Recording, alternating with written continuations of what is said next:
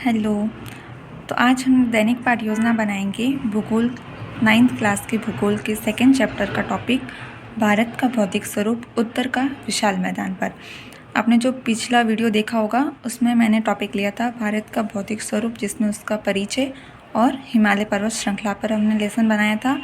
आज हम बनाएंगे उसका अगला टॉपिक उत्तर का विशाल मैदान। तो सबसे पहले तो यहाँ पे दिनांक लिख लेंगे, जिस दिनांक को आप ये लेसन दे रहे हो, फिर क्लास, फिर पीरियड, फिर स्कूल का नाम, फिर टाइम और 35 मिनट, और यहाँ पे बुक का नाम समकालीन भारत, सब्जेक्ट का नाम लेसन सेकेंड, और फिर हमारा टॉपिक स्टार्ट होगा भारत का भौतिक स्वरूप उत्तर का विशाल मैदान। यहाँ पर हम एक तरफ उद्देश्य लिखेंगे, एक तरफ अपेक्षित व्यवहार परिवर्तन लिखेंगे। तो इसमें हमारे आ जाएंगे 6 उद्देश्य: ज्ञानात्मक उद्देश्य, अवबोध उद्देश्य, ज्ञानोपयोग उद्देश्य, कौशलात्मक उद्देश्य, अभिरुच्यात्मक उद्देश्य और लास्ट में अभिवृत्त्यात्मक उद्देश्य। उसको हम एक एक करके देखेंगे। सबसे पहले ज्ञानात्मक उद्देश्य में हम लिखेंगे पहला पॉइंट कि विद्यार्थियों को उत्तर के विशाल मैदान की जानकारी देना। इसका अपेक्षित व्यवहार हो जाएगा कि विद्यार्थी उत्तर के विशाल मैदान का प्रत्यास्मरण कर सकेंगे। फिर इसमें हम सेकेंड पॉइंट लिखेंगे विद्यार्थियों को उत्तर के मैदान के वर्गीकरण का प्रत्याभिज्ञान कराना। तो इसका अपेक्षित व्यवहार में हम लिखेंगे विद्यार्थी उत्तर के विशाल मैदान के वर्गीकरण का प्रत्याभिज्ञान कर सकेंगे। फिर हमारा नेक्स्ट उद्देश्य आएगा अवबोध उद्देश्य, जिसका पहला पॉइंट लिखेंगे विद्यार्थियों को उत्तर के विशाल मैदान की व्याख्या बताना। तो इससे बच्चों में जो परिवर्तन होगा वो हम अपेक्षित व्यवहार परिवर्तन में लिखेंगे कि विद्यार्थी उत्तर के विशाल मैदान की व्याख्या कर सकेंगे। फिर इसका सेकंड पॉइंट लिखेंगे कि विद्यार्थियों को उत्तर के मैदान का वर्गीकरण बताना। तो इसका अपेक्षित होगा विद्यार्थी उत्तर के विशाल मैदान के भौगोलिक वर्गीकरण में अंतर कर सकेंगे। फिर नेक्स्ट हम ज्ञानोपयोग उद्देश्य में लिखेंगे कि विद्यार्थियों को उत्तर के विशाल मैदान के महत्व वर्गीकरण को बताना। इसका अपेक्षित व्यवहार परिवर्तन हो जाएगा विद्यार्थी उत्तर का विशाल मैदान से संबंधित तथ्यों की जानकारी का प्रयोग अध्ययन की नवीन परिस्थितियों में कर सकेंगे। फिर आएगा नेक्स्ट कौशलात्मक उद्देश्य, जिसका फर्स्ट पॉइंट लिखेंगे विद्यार्थियों में उत्तर के मैदानों को मानचित्र पर दर्शाने की कुशलता अर्जित कराना। इसका अपेक्षित व्यवहार परिवर्तन होगा विद्यार्थी उत्तर के मैदानों को मानचित्र पर अंकित कर सकेंगे। इसका सेकंड पॉइंट लिखेंगे उत्तर के मैदानों के भौगोलिक वर्गीकरण को चार्ट द्वारा प्रदर्शित करना। इसके आगे लिखेंगे कि विद्यार्थी उत्तर के मैदानों के भौगोलिक वर्गीकरण को चार्ट द्वारा प्रदर्शित कर सकेंगे। फिर नेक्स्ट आएगा हमारा अभिरुच्यात्मक उद्देश्य, जिसका पहला पॉइंट लिखेंगे कि विद्यार्थियों में उत्तर के मैदान के अध्ययन के प्रति रुचि जागृत करना। इसका अपेक्षित व्यवहार हो जाएगा विद्यार्थी उत्तर के मैदानों के महत्व को जानने के लिए अध्ययन में रुचि ले सकेंगे। इसी का सेकंड पॉइंट लिखेंगे विद्यार्थियों का ध्यान उत्तर के मैदानों से होने वाले लाभ की ओर आकृष्ट करना। तो इसी का हम सेकंड पॉइंट अपेक्षित व्यवहार परिवर्तन में लिखेंगे विद्यार्थी उत्तर के मैदानों का भारतीय अर्थव्यवस्था पर पड़ने वाले प्रभावों पर विचार विमर्श कर सकेंगे। फिर हमारा नेक्स्ट जो उद्देश्य आएगा वो है अभिवृत्त्यात्मक उद्देश्य। इसका पहला पॉइंट लिखेंगे कि उत्तर के विशाल मैदान के संबंध में सकारात्मक अभिवृत्ति का विकास करना। इसका अपेक्षित व्यवहार होगा विद्यार्थी उत्तर के मैदान के प्रति सकारात्मक दृष्टिकोण का विकास कर सकेंगे। इसी का सेकंड पॉइंट लिखेंगे विद्यार्थियों में अध्ययन की आदत का विकास करना। इधर हो जाएगा विद्यार्थी उत्तर के मैदानों के प्रति अपने दायित्व की भावना का निर्वाह कर सकेंगे। तो एक तरफ तो हो जाएगा उद्देश्य, दूसरी तरफ होगा हमारा अपेक्षित व्यवहार परिवर्तन। तो ये हमारे हो जाएंगे 6 उद्देश्य। फिर नेक्स्ट सहायक सामग्री में हम लिखेंगे संकेतक, चौक, रंगीन चौक, मानचित्र, डस्टर एवं अन्य कक्षापयोगी शिक्षण सहायक सामग्री। फिर शिक्षण विधि में आएगा व्याख्यान विधि, प्रश्नोत्तर विधि और कथन विधि। फिर आएगा पूर्व ज्ञान, उसमें हम लिखेंगे विद्यार्थी उत्तर भारत का विशाल मैदान के विषय में सामान्य जानकारी रखते हैं। फिर आएगी प्रस्तावना के क्वेश्चंस। तो यहाँ से हम प्रस्तावना के प्रश्न पूछेंगे। तो एक तरफ तो लिखेंगे छात्राध्यापिका क्रिया और इधर लिखेंगे छात्र अनुक्रिया। जिस तरह से हमने प्रस्तावना कौशल में क्वेश्चंस किए थे उसी प्रकार से यहाँ पे भी करने हैं। तो हम पहला क्वेश्चन करेंगे बच्चों से कि बच्चों बताओ भारत में सिंचाई के मुख्य स्रोत कौन कौन से हैं। तो बच्चे आंसर देंगे नदियाँ, नहरें, बावड़ियाँ, कुएँ, नलकूप आदि। फिर हम दूसरा क्वेश्चन करेंगे कि किन्हीं दो नदियों के नाम बताइए, या भारत की किन्हीं दो नदियों के नाम बताइए। तो बच्चे आंसर करेंगे गंगा, यमुना। फिर हमारा जो यहाँ पे जो बच्चे आंसर करते हैं उसी से हमारा क्वेश्चन अगला स्टार्ट करना है। मान लो यहाँ पे बच्चे ने गंगा यमुना ना बता के कोई और नदियाँ बता दी, तो हम बच्चों से पूछेंगे और बताओ और बताओ। तो वो जैसे उसका आंसर आएगा गंगा, तो हम नेक्स्ट क्वेश्चन करेंगे बच्चों से कि गंगा कहाँ से निकलती है। तो बच्चे आंसर करेंगे हिमालय से। फिर हमारा नेक्स्ट क्वेश्चन जो है वो हिमालय से होगा कि हिमालय के दक्षिण में फैले समतल मैदान को क्या कहते हैं। तो बच्चे आंसर करेंगे उत्तरी मैदान। तो हमारा नेक्स्ट क्वेश्चन होगा कि उत्तरी मैदान के विस्तार के बारे में आप क्या जानते थे। यहाँ पे हमारा आ जाएगा समस्यात्मक प्रश्न। तो प्रस्तावना के कौशल में हमें ज़्यादा से ज़्यादा 5 ही करने क्वेश्चंस और कम से कम 4 क्वेश्चंस करने, इससे ज़्यादा नहीं करने। फिर हमारा आएगा उद्देश्य कथन। फिर हम बच्चों को बोलेंगे कि बच्चों आज हम उत्तर भारत का विशाल मैदान के विषय में विस्तार पूर्वक अध्ययन करेंगे। फिर स्टार्ट होगा हमारा प्रस्तुतिकरण यानी हमारा लेसन। तो यहाँ पे अध्ययन बिंदु में हम लिखेंगे उत्तर का विशाल मैदान। अध्यापन बिंदु में उत्तर का विशाल मैदान। और फिर छात्राध्यापिका क्रिया में हम स्टार्ट करेंगे विकासात्मक प्रश्न से। तो हमारा पहला जो विकासात्मक प्रश्न होगा वो होगा कि बच्चों बताओ कंचनजंगा क्या है। तो बच्चे आंसर करेंगे कि भारत में हिमालय की सबसे ऊंची चोटी जिसको कंचनजंगा कहते हैं। तो फिर हमारा दूसरा क्वेश्चन होगा कि हिमालय पर्वत तथा प्रायद्वीपीय पठार के मध्य कौन सा मैदान स्थित है। तो बच्चे आंसर करेंगे उत्तर का मैदान। फिर हमारा तीसरा क्वेश्चन होगा कि उत्तरी मैदान का निर्माण कैसे हुआ। तो छात्र क्रिया में हम लिखेंगे कि नदियों द्वारा बिछाई गई तलछट मिट्टी से, यानी जो छात्र हमें आंसर देंगे वो हमें लिखना है छात्र क्रिया में, और जो छात्राध्यापिका जो क्वेश्चंस कर रही है वो लिखेंगे हम छात्राध्यापिका क्रिया वाला कॉलम है उसमें। फिर हमारा नेक्स्ट क्वेश्चन होगा कि उत्तर के मैदान का विस्तार बताइए। तो बच्चों को इसका आंसर नहीं आता तो हम यहाँ पे लिख देंगे निरुत्तर या ऑब्लिक करके मौन। तो यहाँ पे हमारे विकासात्मक प्रश्न आ गए, यहाँ पे निरुत्तर हो गया। फिर हम छात्राध्यापिका कथन स्टार्ट करेंगे, बच्चे को एक्सप्लेन करेंगे कि ये मैदान हिमालय पर्वत तथा प्रायद्वीपीय पठार के मध्य स्थित है। ये मैदान जलोढ़ मृदा से बना है। लाखों वर्षों में हिमालय की गिरिपाद में स्थित बहुत बड़े बेसिन में जलोढ़ों का निक्षेप हुआ, जिससे इस उपजाऊ मैदान का निर्माण हुआ।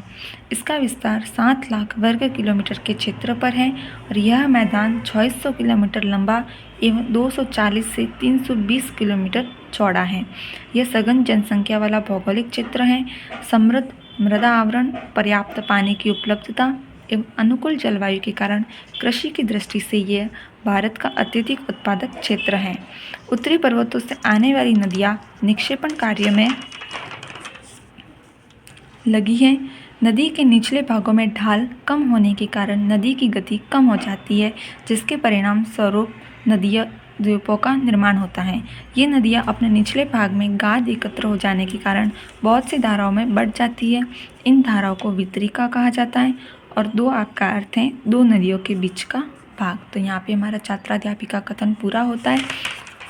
तो हम इस तरफ फिर से छात्रा क्रिया में जो होता है वहाँ पे हम लिखेंगे कि छात्र ध्यानपूर्वक सुनेंगे व महत्वपूर्ण तथ्यों को अपनी पाठ्य पुस्तिका में लिखेंगे। फिर हमारा जो श्यामपट्ट कार्य है उसमें हम बच्चों को TLM बताएंगे कि बच्चों देखो ये है उत्तर का विशाल मैदान।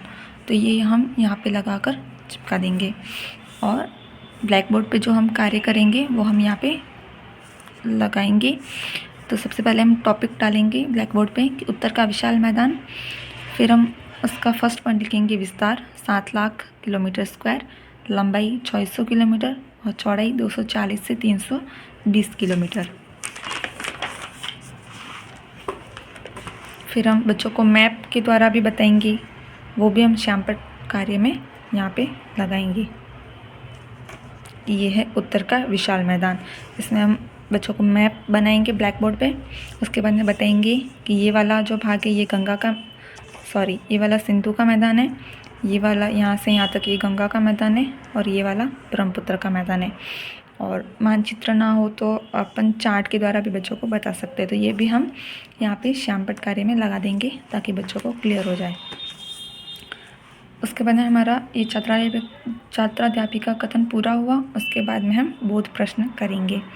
इसी कंटेंट में से करने जो हमने पढ़ाया है उसी में से बच्चों को फिर से क्वेश्चंस करने हैं। तो पहला क्वेश्चन पूछेंगे कि उत्तर के मैदान का निर्माण कैसे हुआ। तो छात्र क्रिया में लिखेंगे जलोढ़ मृदा के निक्षेपण से। फिर हम नेक्स्ट क्वेश्चन करेंगे कि उत्तर का मैदान कितने भूभाग पर विस्तृत है।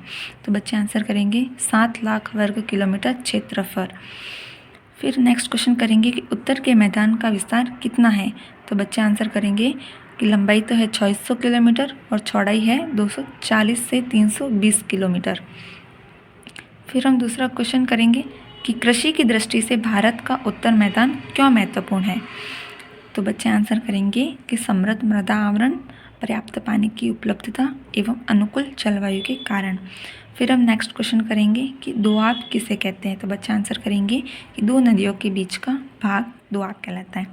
फिर हम नेक्स्ट क्वेश्चन करेंगे कि नदी द्वीप किस प्रकार से बनते हैं। तो छात्र क्रिया में लिखेंगे कि नदी के निचले भाग में ढाल होने के कारण नदी की गति कम हो जाती है, जिसके परिणाम स्वरूप नदीय द्वीपों का निर्माण होता है। तो यहाँ पे हमारा जो फर्स्ट टीचिंग पॉइंट था उत्तर का विशाल मैदान वो पूरा हो जाता है। फिर हम नेक्स्ट अध्यापन बिंदु है वो लेंगे उत्तरी मैदान का वर्गीकरण। ये तो था उत्तरी मैदान का परिचय। उसके बाद सेकंड पॉइंट लेंगे हम उत्तरी मैदान का वर्गीकरण। तो इसमें भी हम स्टार्टिंग विकासात्मक प्रश्न से करेंगे। तो पहला विकासात्मक क्वेश्चन करेंगे बच्चों से कि बच्चों बताओ हिमालय से निकलने वाली नदियाँ कौन कौन सी है। तो बच्चे आंसर करेंगे सिंधु, गंगा, ब्रह्मपुत्र आदि। फिर हम दूसरा क्वेश्चन करेंगे कि प्राचीन काल में कौन सा मैदान गंगा सिंधु मैदान के नाम से जाना जाता था। तो बच्चे आंसर करेंगे उत्तर का मैदान। फिर हम तीसरा क्वेश्चन करेंगे कि आकृतिक भिन्नता के आधार पर उत्तरी मैदान को कितने भागों में बांटा गया है। तो अगर किसी को आता है तो आंसर करेगा और नहीं आता है तो विद्यार्थी उत्तर देने का प्रयास करते हैं। फिर हमारा टॉपिक स्टार्ट होता है छात्राध्यापिका कथन। ये हमारा हो गया विकासात्मक प्रश्न। उसके आगे हम लेंगे अभी छात्राध्यापिका कथन। तो इसमें छात्राध्यापिका बच्चों को बताएगी कि उत्तरी मैदान 3 प्रमुख नदी प्रणालियों सिंधु, गंगा एवं ब्रह्मपुत्र तथा इनकी सहायक नदियों से बना है। उत्तरी मैदान को मुख्यतः 3 वर्गों में विभाजित किया गया है। उत्तरी मैदान के पश्चिमी भाग को पंजाब का मैदान कहा जाता है। सिंधु तथा इसकी सहायक नदियों के द्वारा बनाए गए इस मैदान का बहुत बड़ा भाग पाकिस्तान में स्थित है। गंगा के मैदान का विस्तार घग्गर तथा तीस्ता नदियों के बीच है। ब्रह्मपुत्र का मैदान इसके पश्चिम विशेषकर असम में स्थित है। आकृतिक भिन्नता के आधार पर उत्तरी मैदान को 4 भागों में विभाजित किया जा सकता है। फर्स्ट है भाबर। फिर उसकी डेफिनेशन लिखेंगे कि नदियाँ पर्वतों से नीचे उतरते समय शिवालिक की ढाल पर 8 से 16 किलोमीटर की चौड़ी पट्टी में गुटिका का निक्षेपण करती है, इसे भाबर कहते हैं। फिर बताएंगे तराई। सभी सरिताएं इस भाबर में विलुप्त हो जाती है। इस पट्टी के दक्षिण में ये सरिताएं एवं नदियाँ पुनः निकल आती हैं एवं नम तथा दलदली क्षेत्र का निर्माण करती हैं और इसे तराई कहते हैं। फिर नेक्स्ट है भांगर। उत्तरी मैदान का सबसे विशालतम भाग पुराने जलोढ़ का बना है। वे नदियों के बाढ़ वाले मैदान के ऊपर स्थित है तथा वेदिका जैसी आकृति प्रदर्शित करते, इसे भांगर कहा जाता है। फिर है खादर।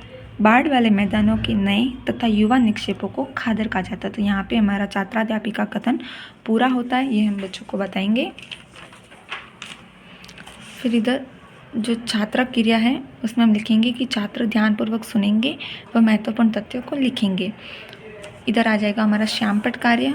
तो इसमें हम इसका जो मेन पॉइंट थे वो हम ब्लैक बोर्ड पे लिखेंगे कि नदियों के आधार पर वर्गीकरण। तो नदियों के आधार पर इसको 3 भागों में बांटा गया, सिंधु का मैदान, गंगा का मैदान और ब्रह्मपुत्र का मैदान। ये हमने पहले ही मानचित्र पे बता दिया है बच्चों को। और फिर आकृतिक भिन्नता के आधार पर कितने भागों में बांटा गया, 4 भागों में। वो भी हम ब्लैक बोर्ड पे लिख देंगे कि फर्स्ट है भाबर, सेकंड तराई, थर्ड भांगर और फोर्थ खादर। यहाँ पे हमारा छात्राध्यापिका कथन पूरा होता है और श्यामपट्ट कार्य भी पूरा होता है। फिर हम इसी कंटेंट में से बच्चों को बोध प्रश्न करेंगे। तो हम पूछेंगे कि बच्चों बताओ उत्तर के विशाल मैदान का निर्माण किन 3 नदियों के निक्षेपण से हुआ है। तो बच्चे आंसर करेंगे सिंधु, गंगा व ब्रह्मपुत्र की सहायक नदियों के निक्षेपण से। फिर हम दूसरा क्वेश्चन करेंगे कि उत्तरी मैदान को कितने उपवर्गों में बांटा गया है। तो इसका छात्र क्रिया में लिखेंगे 3। फिर नेक्स्ट क्वेश्चन करेंगे कि उत्तरी मैदान के उपवर्गों के नाम बताइए। तो बच्चे आंसर करेंगे सिंधु का मैदान, गंगा का मैदान और ब्रह्मपुत्र का मैदान। फिर हम नेक्स्ट क्वेश्चन करेंगे कि आकृतिक भिन्नता के आधार पर उत्तरी मैदान को कितने भागों में बांटा गया है। तो बच्चे आंसर करेंगे 4 भागों में। फिर हम उनसे क्वेश्चन करेंगे कि उन 4 भागों के नाम बताइए। तो बच्चे आंसर करेंगे भाबर, तराई, भांगर और खादर। फिर नेक्स्ट क्वेश्चन कि खादर किसे कहते हैं। तो छात्र क्रिया में लिखेंगे कि बाढ़ वाले मैदानों के नए तथा युवा निक्षेपों को खादर कहते हैं। इसमें से आप और भी चाहे तो 7, 8, 10 जितने भी चाहे उतने क्वेश्चन बना सकते हैं। बोध प्रश्न में कोई लिमिटेशन नहीं होती है, 10, 12 जितने चाहे उतने क्वेश्चन बना सकते हैं। फिर हम पुनरावृत्ति या मूल्यांकन के प्रश्न करते हैं बच्चों से। यहाँ पे हमारा टॉपिक ख़त्म हो जाता है, तो फिर हम उनसे फिर से क्वेश्चंस करते हैं कि आपने जो भी सीखा उसमें से आपको कितना या लर्न हुआ। तो हम मूल्यांकन के प्रश्न करेंगे। तो इसमें फर्स्ट क्वेश्चन पूछेंगे कि उत्तर का मैदान कहाँ स्थित है। फिर दूसरा क्वेश्चन उत्तर के मैदान किस मिट्टी से बने हैं। फिर नेक्स्ट क्वेश्चन उत्तर के मैदान को कितने भौतिक प्रदेशों में बांटा गया है। फिर नेक्स्ट क्वेश्चन उत्तर के मैदान का विस्तार बताइए। फिर नेक्स्ट क्वेश्चन पूछेंगे दोआब किसे कहते हैं। और छठा क्वेश्चन भाबर व तराई पर संक्षिप्त टिप्पणी लिखिए। इसके और भी क्वेश्चंस बना सकते हैं, 7, 8, 10 जितने भी हम करने चाहें। फिर बच्चों को होमवर्क दे देंगे कि उत्तर के विशाल मैदान का विस्तृत विवेचन कीजिए। ये आपको घर से करके लाना है। यहाँ पे हम होमवर्क डालेंगे और हमारा लेसन हो जाता है एंड।